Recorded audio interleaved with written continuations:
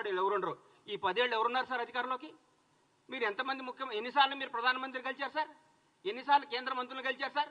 ఎన్నిసార్లు తెలంగాణకు రావాల్సిన హామీల గురించి మాట్లాడుకున్నారు సార్ మీరు?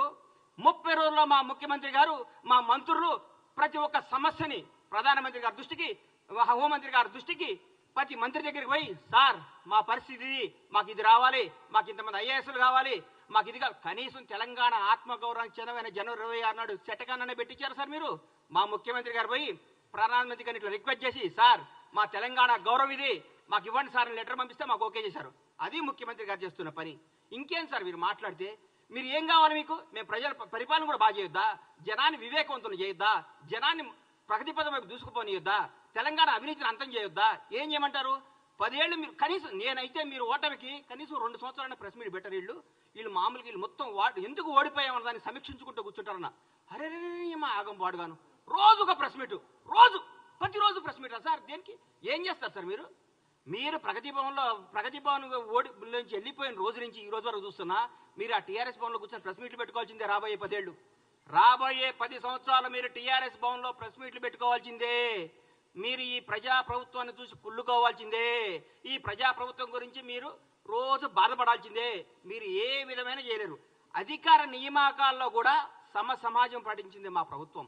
ఎవ్వరికి ఎక్కడ బంధుప్రీతి, కులప్రీతి, రాగద్వేషాలకు దూరంగా పెట్టి సమర్థవంతమైన నాయకుల్ని, నిజాయితీవంతమైన నాయకుల్ని నియమించింది మా ప్రభుత్వం.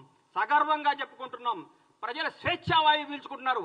అబ్బా ఎంత హాయిగుందిరా, బ్యూటీ ఆఫ్ డెమోక్రసీ ఎంత బాగుందిరా, కాంగ్రెస్ ప్రభుత్వం ఎంత పరిపాలిస్తుందిరా.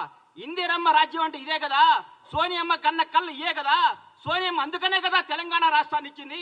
మన్న పరిపాలించుకోవడానికి కదా తెలంగాణ ఇచ్చిందని మాట్లాడుతున్నాం. అంత జనమందరూ చెప్పుకుంటున్నారు సార్. ఈరోజు మేము ఎవరి దగ్గర బానిసత్వంగా ఉండలేదు.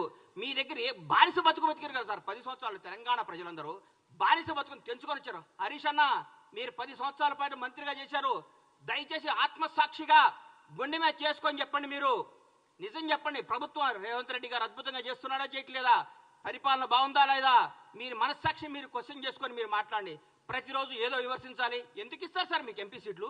ఒక్క సీటు కూడా టీఆర్ఎస్ బీఆర్ఎస్ గెలవదు. ఈసారి నేను చెప్తున్నా, రాసుకోండి. ఒక్క సీటు కూడా గెలవదు.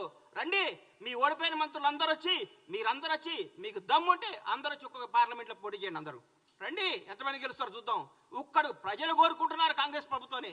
ఈ రోజు ఢిల్లీలో ప్రతిపక్షంలో ఉన్నాం, రేపు అధికార పక్షంలోకి రాబోతున్నాం. ఢిల్లీలో కూడా మేము ఏం చేస్తారు సార్? మీరు టీఆర్ఎస్ ఎంపీలు గెలిచి ఏం చేస్తారు సార్? అక్కడ ఏం చేస్తారు సార్? ఈ 10 ఏళ్ళు ఎందుకు పోలేదు సార్? ఈ 10 ఏళ్ళు హైదరాబాద్ ఢిల్లీ ఫ్లైట్లు బంద్ అయినాయా? ఈ 10 సంవత్సరాలు హైదరాబాద్ ఢిల్లీకి ఫ్లైట్లు లేవా? ట్రాన్స్పోర్ట్ అయినా అయిపోయిందా? ఈ 30 రోజుల నుంచి ట్రాన్స్పోర్ట్ వచ్చిందా? మీ ముఖ్యమంత్రి గారు ఎన్నిసార్లు కలిచారు సార్? రాష్ట్రపతి వస్తే, ప్రధానమంత్రి వస్తేనే స్వాగతం పలకటానికి కూడా వెళ్ళని ముఖ్యమంత్రి గారు సార్ మీది. అది మీది. మా ముఖ్యమంత్రి గారు, మాజీ రాష్ట్రపతి గారు వస్తే పోయి పలకరించి నమస్కారం పెట్టి ఆయన సంస్కారం చాటుకున్న గొప్ప నేత రేవంత్ రెడ్డి గారు. రేవంత్ రెడ్డి గారు యువకుడు, ఉత్సాహవంతుడు, ప్రజల కోసమే, ప్రజా శ్రేయస్సు కోసమే, ప్రజల బాగోగుల కోసమే, తెలంగాణ ప్రజల కోసం పోరాడుతున్న వ్యక్తి ముఖ్యమంత్రి గారు. ఆయనను పట్టుకొని ఆయన పిసిసి అధ్యక్షుడిగా ఉన్నప్పుడు ఏం చేశారు, పిసిసి అది లేనప్పుడు ఏం చేశారు? విమర్శిస్తారు సార్, విమర్శిస్తారు. ప్రజలు ఒప్పుకున్నారు.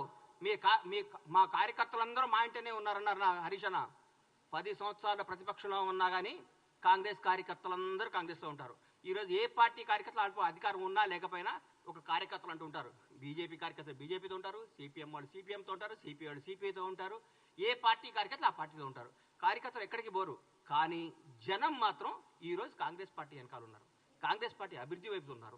కాంగ్రెస్ పార్టీ మంచి పరిపాలన కోసం ఉన్నారు. కాంగ్రెస్ పార్టీ చేస్తున్న అభివృద్ధి వైపు ఉన్నారు. దయచేసి ఇకనైనా ఆలోచించుకోండి. కొంత